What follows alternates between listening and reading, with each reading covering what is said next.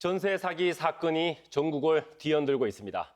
2년 전보다 20% 넘게 전세 가격이 떨어진 대구도 역전세를 포함한 관련 피해 우려가 커지고 있습니다.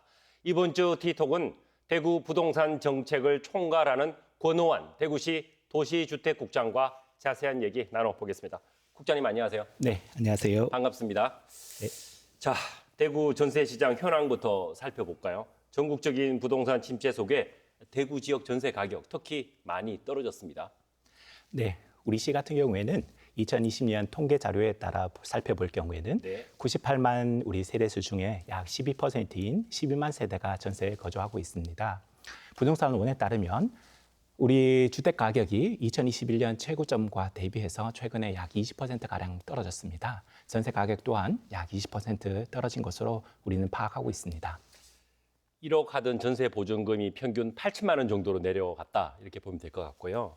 자, 시장이 이렇게 불안하더라도 어쩔 수 없이 전세집을 구해야 할 분들 많을 텐데요.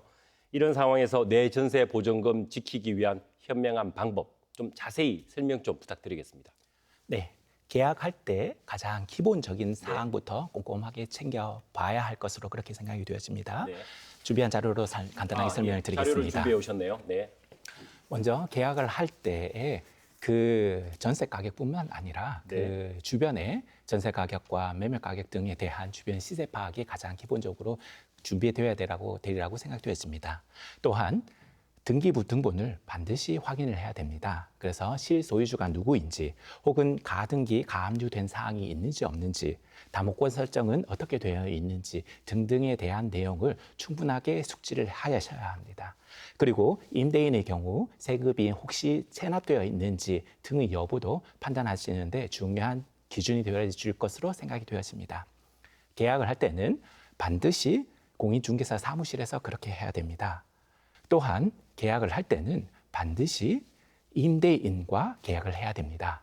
혹 임대인이 아닐 경우에는 대리인이 위임장이라든지 인감 등을 확인해서 대리인이 맞는지 그 부분도 꼭 한번 확인하셔야 됩니다.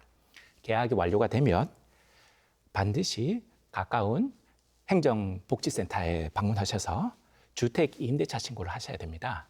그렇게 되면 확정일자를 받게 됩니다. 확정일자를 받게 되면 그 이후의 권리에 대한 그런 권리를 체득하게 됩니다. 자, 전세로 사시는 분들도 혹시 내 집 보증금이 많이 떨어지면서 내 보증금을 돌려받지 못하는 게 아니냐 이런 우려하시는 분들 많거든요. 이런 피해 막기 위한 조언 해주신다면요?